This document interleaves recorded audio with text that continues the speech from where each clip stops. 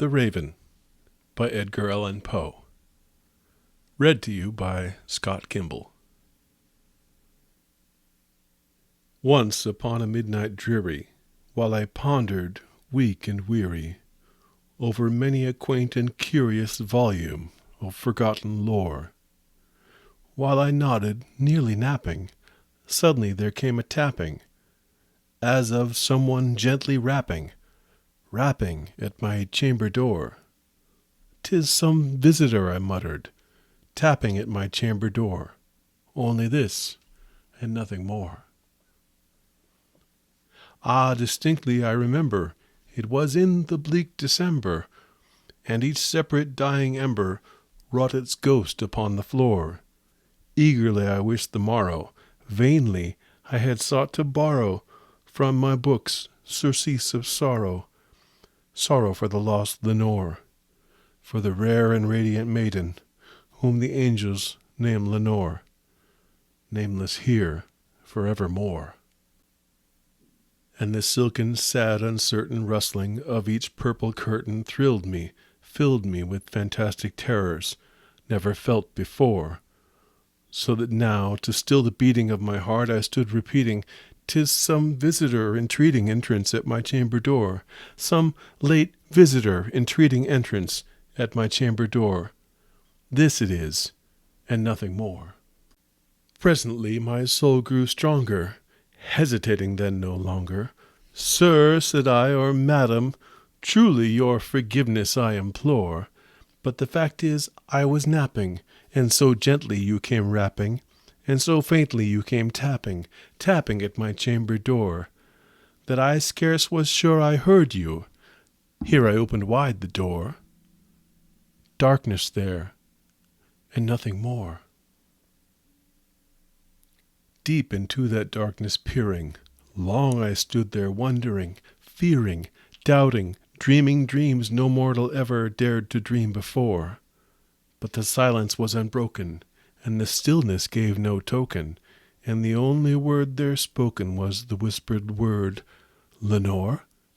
This I whispered, and an echo murmured back the word, "Lenore." Merely this, and nothing more. Back into the chamber turning, all my soul within me burning, soon again I heard a tapping, somewhat louder than before. "Surely," said I, "surely that is something at my window lattice. Let me see then what thereat is, and this mystery explore. Let my heart be still a moment, and this mystery explore. 'Tis the wind, and nothing more." Open here I flung the shutter, when with many a flirt and flutter in there stepped a stately raven of the saintly days of yore.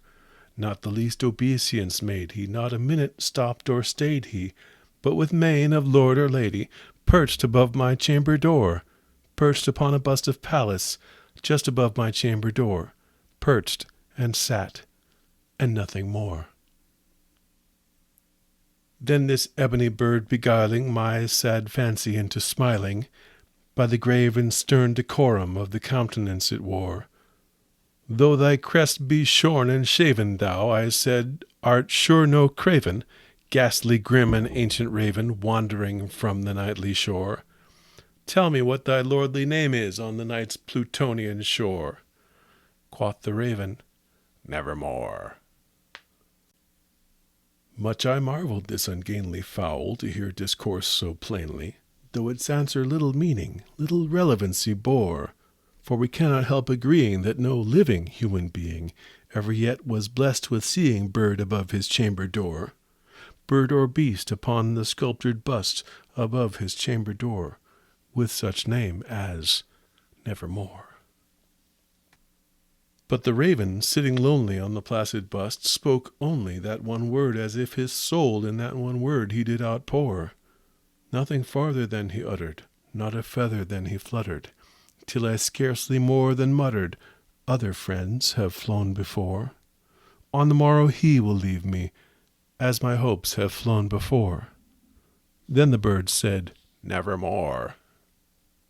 Startled at the stillness broken by reply so aptly spoken, Doubtless, said I, what it utters is only stock and store, caught from some unhappy master, whom unmerciful disaster followed fast and followed faster, till his songs one burden bore, till the dirges of his hope that melancholy burden bore, of never, nevermore. But the raven, still beguiling all my fancy into smiling, straight I wheeled a cushioned seat in front of bird and bust and door. Then upon the velvet sinking, I betook myself to linking fancy unto fancy, thinking what this ominous bird of yore, what this grim, ungainly, ghastly, gaunt, and ominous bird of yore meant in croaking nevermore. This I sat engaged in guessing, but no syllable expressing to the fowl whose fiery eyes now burned into my bosom's core. This and more I sat divining, with my head at ease, reclining on the cushion's velvet lining that the lamplight gloated o'er. But whose velvet violet lining, with the lamplight gloating o'er, she shall press, nevermore. Then, methought, the air grew denser, perfumed from an unseen censer, swung by seraphim whose footfalls tinkled on the tufted floor. Wretch, I cried, thy God hath lent thee, by these angels he hath sent thee, respite, respite and nepenthe from thy memories of Lenore. Quaff, O quaff this kind nepenthe, and forget this lost Lenore. Quoth the raven, nevermore.